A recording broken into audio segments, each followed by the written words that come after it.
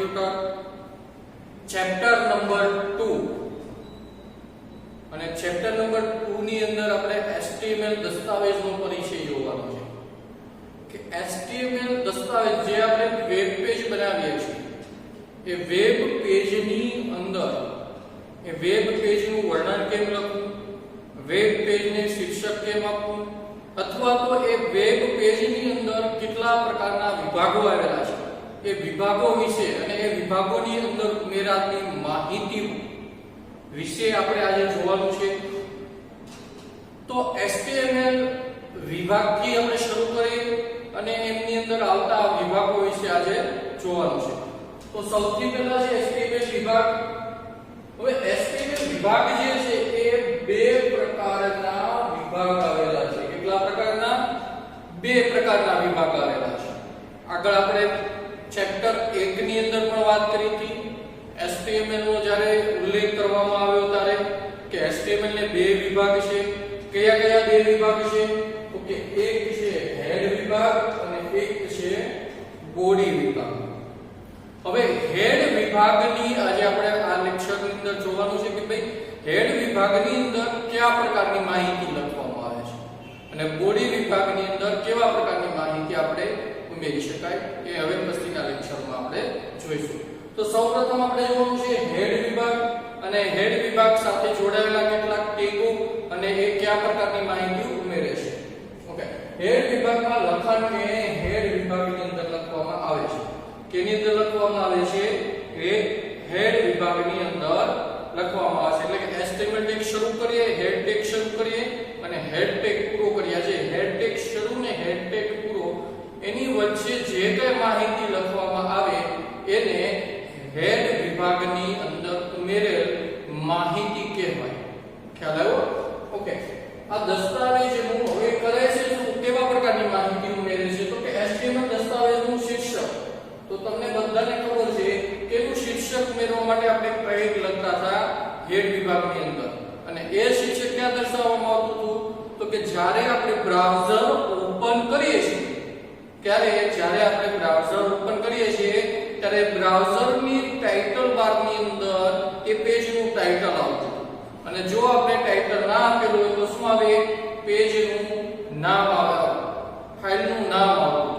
તો web પેજની title દર્શાવવા માટે જે ટાઇટલ ટેગ છે એ પણ કેમાં લખીએ છીએ? હેડ વિભાગની અંદર. તો શીર્ષક ઉમેરવા કે પેજની માહિતી ઉમેરવા માટે, ચલો શીર્ષક ઉમેરવા માટે આપણે ટાઇટલ ટેગ જોયો છે, બરોબર, અને એનો ઉપયોગ કરીને પણ આપણે આગળના લેક્ચરમાં પ્રેક્ટિકલી જોયું છે કે ભાઈ ટાઇટલ ટેગની વચ્ચે જે કંઈ આપણે લખાણ લખીએ છીએ ટાઇટલ બારમાં દર્શાવે છે, બરોબર. હવે એ પેજની અન્ય માહિતી કઈ રીતે ઉમેરાય? અન્ય માહિતી એટલે કેવી માહિતી? તો તમને ખબર હશે કે જ્યારે આપણે ગૂગલ કરીએ છીએ અને ગૂગલ કરીને કોઈ શબ્દ રાખીએ, શબ્દ આપણે અંદર ફાઇન્ડ કરવાની ટ્રાય કરીએ છીએ, તો એ સમયે આપણે કોઈ વેબસાઈટને પૂરેપૂરું સરનામું આપણે લખતા હોતા નથી.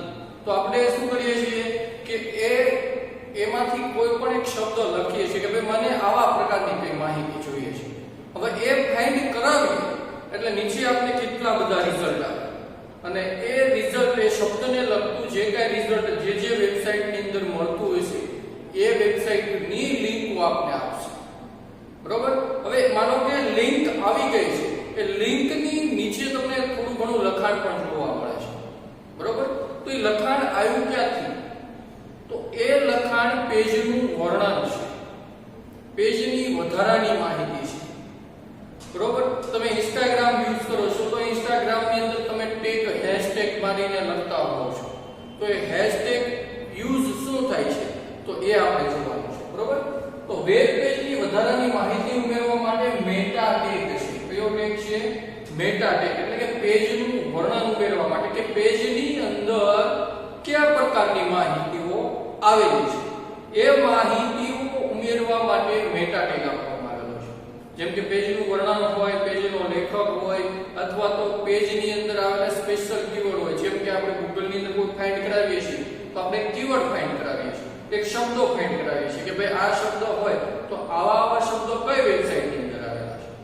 હા, અને Google પણ જે પેજની અંદર આવા સારી શબ્દો એટલે કે જે શબ્દો મળતા હશે એ જ લિંક આપણે પહેલા બતાવશે. જો આપણે હેડ વિભાગની અંદર આવી રીતે શબ્દો નહીં ઉમેરેલા હોય તો આપણું પેજ પહેલા આવશે નહીં.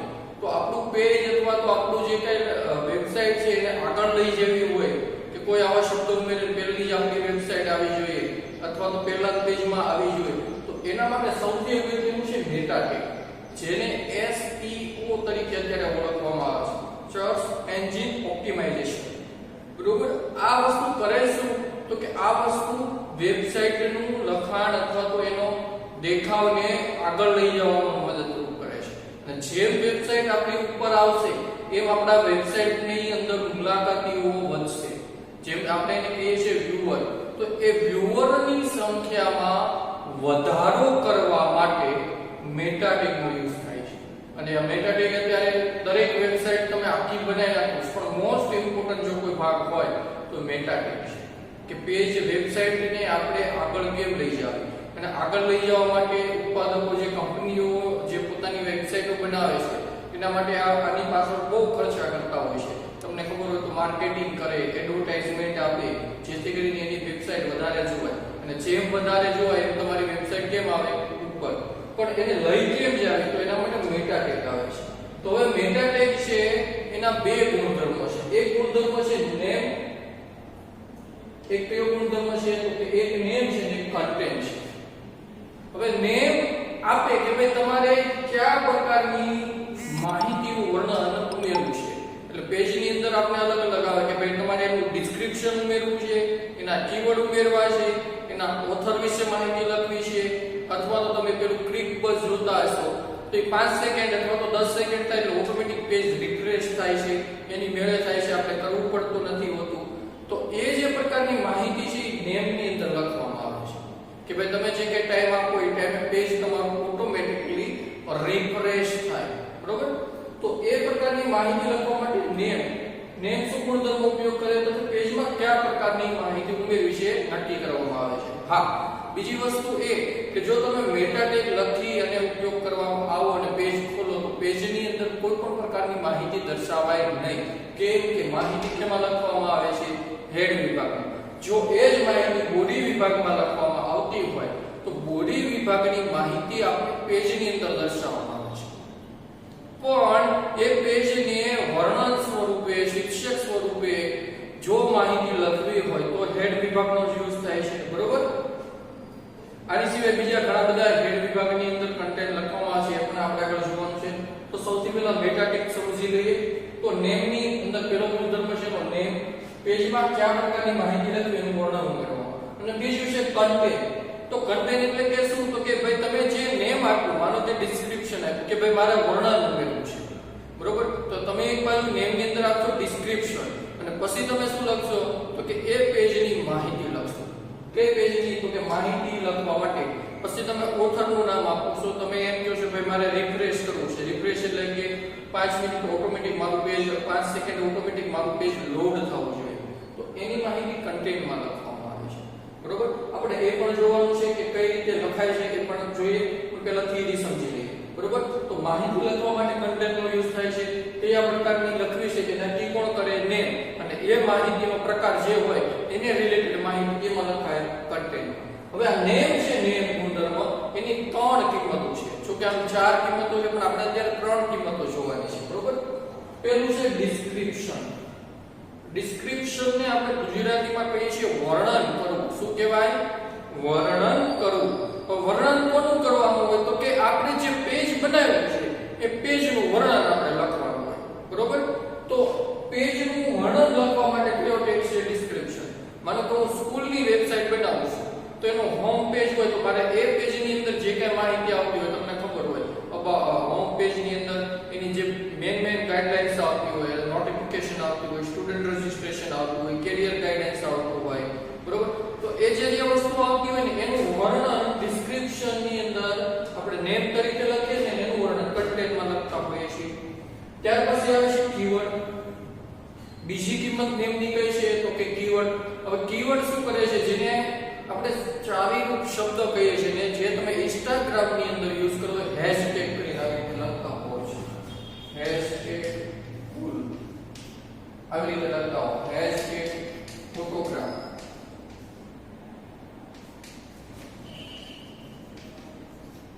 તમે આવી રીતે કઈ માહિતી લખતા હો હેશટેગ મારીને, તો હેશટેગ શું કહે છે? તો કે હેશટેગ નો મતલબ થાય કીવર્ડ. એટલે કે જ્યારે ઇન્સ્ટાગ્રામ ની અંદર કોઈ ફાઇન્ડ કરાવે છે સ્ટોરી અથવા તો તમારી પોસ્ટ ફાઇન્ડ કરાવે કે ભાઈ મને એક આવા પ્રકારની માહિતી જોઈએ છે, તો ઇન્સ્ટાગ્રામ નું જે કઈ ફાઇન્ડ કરવાનું સર્ચ એન્જિન મશીન છે એ શું પકડશે? આવા હેશટેગ પકડશે કે ભાઈ કઈ કઈ પોસ્ટ ની અંદર કંઈક આવું લખાણ આવેલું છે. હા, તમે ઇમેજ મૂકો છો તો ઇમેજના વર્ણનની અંદર નક્કી નથી થતું કે ભાઈ આ ઇમેજ આને રિલેટેડ છે, બરોબર? હા, ઇમેજ આવે ત્યારે એનું એક અલ્ટરનેટ ટેક્સ્ટ કરીને એક ગુણધર્મ આવે છે, એની અંદર તમે એનું ડિસ્ક્રિપ્શન લખી શકો. પણ એના કરતા વધારે જો તમારે એ ઇમેજને કોઈ ફાઇન્ડ કરાવે અને પહેલી જ દર્શાવવી હોય તો એના માટે આવા કીવર્ડ લખવામાં આવે છે, જેથી કરીને તમારી વેબસાઇટ ક્યાં આવે ઉપર. કારણ કે આપણે ગૂગલ અથવા તો કોઈ પણ ફાઇન્ડ કરાવે એમાં આપણે શબ્દો ફાઇન્ડ કરાવીએ છીએ કે આખું સરનામું ફાઇન્ડ કરાવતા નથી, બરોબર? તો જ્યારે આવી રીતે આવા હેશટેગ મારવામાં આવે, પછી એ YouTube હોય, Instagram હોય, Facebook હોય, તો એની અંદર તમે આવી રીતે હેશટેગ મારીને જે લખો છો ને કીવર્ડ તરીકે ઓળખવામાં આવે છે. એટલે કે જ્યારે કોઈ એ પોસ્ટ ફાઇન્ડ કરાવે તો આપણે એ પ્રકારના કીવર્ડો એ પોસ્ટમાં મળે અને આપણી પોસ્ટ પહેલા દર્શાવે, બરોબર? તો એના માટે કીવર્ડ યુઝ કરવામાં આવે છે. ઓકે, ત્યાર પછી છે ઓથર. ત્રીજીની કિંમત છે ઓથર. ઓથર એટલે કે લેખકનું નામ. ઘણાને શોખ હોય કે ભાઈ આ પેજ છે ને એ આ કંપની અથવા તો આ સંસ્થા દ્વારા બનાવવામાં આવેલું છે, બરોબર? અથવા તો એનો ફાયદો એ પણ થાય કે જ્યારે કોઈ એ સંસ્થાનું નામ ફાઇન્ડ કરે, જેમ કે સરદાર પટેલ વિદ્યાભવન, અને મેં દરેક પેજની અંદર ઓથરનું નામ સરદાર પટેલ વિદ્યાભવન આપેલું છે, બરોબર? તો સરદાર પટેલ વિદ્યાભવન નામની એક સંસ્થા છે, એનું ઓથરનું નામ મળી જાય એટલે આપણે ત્યારે પણ એ વેબસાઇટ આગળ દર્શાવવામાં આવે, બરોબર? ત્રણ મુદ્દાથી આપણી વેબસાઇટને આપણે જ્યારે પબ્લિશ કરીએ છીએ અને આગળ લઈ જવા માટે યુઝ થાય છે ડિસ્ક્રિપ્શન, કીવર્ડ ને ઓથર. ડિસ્ક્રિપ્શનમાંથી પણ એ ફાઇન્ડ કરતું હોય છે. તમને ખબર હોય લિંક હોય ને લિંકની નીચે ઘણું બધું વર્ણન આવે, બરોબર? એ વર્ણન આવે ને એમાંથી તમે જે ફાઇન્ડ કર્યા હોય એ શબ્દ તમને એકદમ ખાટા ને બોલ્ડ અક્ષરે દર્શાવવામાં આવે તો એ વર્ણન આમાંથી આવતું હોય છે. પછી તમે પેજ ખોલો ને પેજમાં તમને વર્ણન મળે કે ન મળે એની આરે કઈ લેવા દેવાનું હોય, પણ વર્ણન આવે કે એમાંથી ડિસ્ક્રિપ્શનમાં. હા, અને જો તમે ડિસ્ક્રિપ્શન ન આપ્યું હોય અને તમારા વેબસાઇટના વ્યુઅર વધારે હોય તો એ પેજની અંદર લખેલી માહિતી છે ઓટોમેટિક એમની અંદર વર્ણનમાં દર્શાવી દેવામાં આવે, બરોબર? પછી એમાં તમે લિંકો આપેલી હોય, ઇમેજો આપેલી હોય, તો ઘણા બધા બટનો આપેલા હોય તો એ બટનની શરૂઆતમાં દર્શાવે, બરોબર? તો ડિસ્ક્રિપ્શન એ કરે. પછી કીવર્ડ મેં તમને કીધું એમ કે ભાઈ સારી શબ્દો લખવા માટે યુઝ થાય છે. હવે આને લખાય કે, બરોબર? જો તમે આનું પ્રેક્ટિકલ કરીને હેડ વિભાગની અંદર લખશો તો તમને પ્રેક્ટિકલ તરીકે આઉટપુટ કઈ દર્શાવવામાં આવશે નહીં. આપણી ટેક્સ્ટ બુકમાં એનું ઉદાહરણનો પ્રોગ્રામ છે, બરોબર? તો બોડી વિભાગમાં જે એક લાઈન લખેલી છે એ જ લાઈન આપણે દર્શાવવામાં આવશે. બાકીના ઉપર હેડ વિભાગમાં જે કંઈક મેટા ટેક્સ્ટની માહિતી લખીએ એ આપણે દર્શાવવામાં આવતી નથી. તો હવે આને લખવું કે, તો એને લખવા માટે આપણે અહીંયા લખીએ ભાઈ હેડ વિભાગ હોય આવી રીતે. પછી એની અંદર ટાઇટલ ટેગ ઉમેરીએ, હેડ વિભાગ પછી ડાયરેક્ટ આપણે ટેગ લખીએ મેટા, બરોબર? પછી એનું નામ આપણે કેવા પ્રકારનું મેટા ઉમેરવો છે તો અહીંયા આપણે આપીએ નેમ ઇઝ ઇક્વલ ટુ. હવે પહેલું મારે ડિસ્ક્રિપ્શન ઉમેરવું છે એટલે હું લખી નાખીશ ડિસ્ક્રિપ્શન, બરોબર? આ ગુણધર્મ છે અને ડિસ્ક્રિપ્શન એની શું છે કિંમતો. નેમ ની કેટલી કિંમતો છે આપણે અત્યારે નેમ, ડિસ્ક્રિપ્શન, કીવર્ડ અને ઓથર 3. ઓકે, ત્યાર પછી આવશે કન્ટેન્ટ. ઓકે, આ કન્ટેન્ટ શું નક્કી કરશે? ઓકે, કન્ટેન્ટ નક્કી કરશે કે આપણે કયા પ્રકારની કિંમતો ઉમેરી છે. તો હવે કન્ટેન્ટ ની અંદર હું ડિસ્ક્રિપ્શન પેજ નું ઉમેરી નાખું કે our school is Gujarati medium, બરાબર? our school is Gujarati medium. તમે આવી રીતે લખી નાખો છો તો એક કન્ટેન્ટ ની અંદર જ્યારે કોઈ કહેશે કે ભાઈ વરાછાની અંદર ગુજરાતી મીડિયમ સ્કૂલ કઈ આવે છે તો એનું લિસ્ટિંગ અથવા તો એની વેબસાઈટ તમને પહેલા દર્શાવવામાં આવશે. પછી જો તમારે કીવર્ડ લખવા હોય તો નેમ ની જગ્યાએ તમે શું લખો? નેમ ની જગ્યાએ અહીંયા લખો નેમમાં કીવર્ડ અને કન્ટેનમાં તમે આવા કીવર્ડ લખવા માટે હેશટેગ કરવાની જરૂર નથી, ડબલ કોટ કરવાના અને પછી સિંગલ આવી રીતે લખવાનું કે ભાઈ સ્કૂલ આવી રીતે પછી કોમા કરી દેવાનો, પછી બીજો કીવર્ડ લખવાનો તો એની અંદર તમે લખી શકો લેબ, બરોબર. એની ફેસિલિટી તમારે જે કઈ લખવી હોય કે ભાઈ આ ટાઈપની ફેસિલિટી છે અંદર, બરોબર. તો એ પ્રકારના કીવર્ડો તમે લખી શકો અને પછી નેમ ઇઝ ઇક્વલ ટુ તમે ઓથરનું નામ લખવાનું, પછી ઇક્વલ ટુ કરીને તમે આપો છો ભાઈ સરદાર પટેલ વિદ્યાભવન, તો એ રીતે તમે એનું ઓથરનું નામ લખી શકો. તો આ જે ટેગ હતા એ છે મેટા ટેગ. મેટા ટેગનો ઉપયોગ શું થાય છે? વેબસાઇટના પેજને આગળ લઈ જવા માટે, કે જ્યારે કોઈ એક પેજ ફાઇન્ડ કરે એ રિલેટેડ માહિતી આપણે પેજની વર્ણન લખવું હોય, વધારાની માહિતી લખવી હોય, તો એના માટે કયો ટેગ છે? મેટા ટેગ આપવામાં આવેલો છે, બરોબર. ઓકે, ત્યાર પછી આવે છે HTML માં ટિપ્પણી. શું આવે છે? HTML માં ટિપ્પણી. ટિપ્પણીને આપણે કહેવાય કમેન્ટ. કમેન્ટ એટલે શું? તો કે કોઈ પણ વસ્તુ પર કમેન્ટ મારીએ તો એને અવગણવામાં આવે, એટલે કે એને ધ્યાનમાં લેવામાં આવે નહીં. આપણે એને કહીએ કમેન્ટ એટલે ધ્યાન દોરવું. તો ધ્યાન દોરવા માટે જે વસ્તુ બોલવામાં આવે કે લખવામાં આવે એને શું કહેવાય? કમેન્ટ, બરોબર. એનો ઉપયોગ બીજું અંદર કઈ થતો હોય છે ને માત્ર ધ્યાન દોરવા માટે. તો હવે આ કમેન્ટ છે, કમેન્ટ તમે લખો છો કોડિંગની અંદર, તો એ પણ તમને દર્શાવવાનો નથી આવતી. બોડી વિભાગમાં પણ લખી શકાય અને હેડ વિભાગમાં પણ લખી શકાય. તો આનો ઉપયોગ શું? કમેન્ટનો ઉપયોગ એટલો કે ભાઈ કોડિંગ જે પ્રોગ્રામર કરતો હોય વેબ પેજનું, તો એને ઘણીવાર ભૂલાઈ જાય કે ભાઈ આ એટલું લખાણ કેનું છે અથવા તો આ લખાણ શેના માટે મેં લખ્યું છે. તો એવા પ્રકારની નોંધ લખવા માટે એક શું લખે? કમેન્ટ ટેગ લખે. હવે કમેન્ટને આમૂલ તરીકે પણ ઓળખવામાં આવે છે, જેને આપણે પ્રસ્તાવના કહીએ, બરોબર. શરૂઆત છે કે ભાઈ આ લખાણની શરૂઆત અહીંયા છે, આ લખાણ અહીંથી અહીં થાય છે, જેથી કરીને જ્યારે એક પેજની અંદર કોઈ પણ પ્રકારની એરર આવે તો એ એરરોને એ કઈ રીતે સહેલાઈથી સોલ્વ કરી શકે એના માટે કમેન્ટ લખવામાં આવે છે, બરોબર. હવે કમેન્ટ લખવા માટે આવી રીતે યુઝ થાય છે એક છગડીયો કૌંસ, ઉદ્ધત ચિહ્ન, બે ડેશ, બરોબર. એ બે ડેશ નીચેની લાઈનમાં લખેલા છે, થી લઈ નીચેની લાઈનમાં ડેશ. હવે આ જે ડેશ આવે જે પ્રકારના આવે, વચ્ચેનો આવે એક ભાગ નીચેનો આવે, બરોબર. હવે એટલે કૌંસ હોય તો કૌંસમાં જે નીચેનો હોય ને એ ડેશ આપણે લખવાનો છે, વચ્ચેનો લખવાનો નથી, બરોબર. તો એની વચ્ચે એટલે કે આ બંને ટેગની વચ્ચે જે કાંઈ લખાણ લખે ને કમેન્ટ કહેવાય. અને એ કમેન્ટમાં લખેલું લખાણ આપણે વેબ બ્રાઉઝરની અંદર દર્શાવવામાં આવતું નથી. એટલે કે કમેન્ટમાં લખેલું લખાણને શું કરવામાં આવે છે? અવગણવામાં આવે છે. એ લખાણ માત્ર કોના માટે હોય છે? પ્રોગ્રામર માટે. અને પ્રોગ્રામરને ખ્યાલ આવે કે ભાઈ આ કોડિંગ પેજ છે એને આ ઘટકો માટે અથવા તો પેજની અંદર આવી પ્રકારની માહિતી ઉમેરવા માટે લખેલું છે, એટલે જેથી કરીને એનું ધ્યાન દોરે. તો ધ્યાન દોરવા માટે પ્રોગ્રામરનું HTML ની અંદર ટિપ્પણી છે, બરાબર. હવે આવે છે હેડ ટેગની અંદર આવેલા ઘણા અલગ અલગ ટેગ. એમાં પહેલું છે હેડ ટેગ. તો દસ્તાવેજ વિશેની માહિતી વ્યાખ્યાયિત કરે છે, આપણે આગળ જોઈએ. પછી ટાઇટલ ટેગ શું કરશે? તો દસ્તાવેજનું શું આપશે? શીર્ષક આપશે, બરોબર. અને ક્યાં દર્શાવવામાં આવશે? જ્યારે વેબ પેજ આપણે બ્રાઉઝરની અંદર વેબ પેજ ખોલીએ ત્યારે એ વેબ બ્રાઉઝરના ટાઇટલ બારની અંદર ટાઇટલ ટેગની અંદર આપેલું શીર્ષક ઉમેરવામાં આવશે. ઓકે, હવે આવે છે બેઝ. તો બેઝ ટેગનો ઉપયોગ શું થાય છે? તો કે આપણે આગળ એન્કર ટેગ જોયો અને એ એન્કર ટેગની અંદર આપણે લિંક આપતા હતા. હવે જો એન્કર ટેગમાં લિંક એટલે કે એ બીજા પેજ સાથે જોડવું હોય, બરોબર, અથવા તો બીજી કોઈ વેબસાઈટ સાથે જોડવી હોય તો એના માટે એન્કર ટેગ હતો, બરોબર. એમાં આપણે એક લિંકનું નામ લખતા, એક સરનામાના નામ લખતા.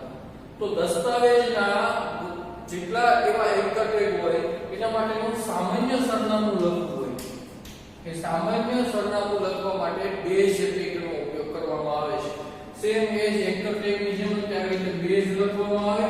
પછી એન્કર ટેગમાં કેમ એજ પૂર્ણધર્મનો યુઝ થતો તો આપણે સરનામું લખતા હતા, બરોબર. અને અહીંયા શું લખવામાં આવે?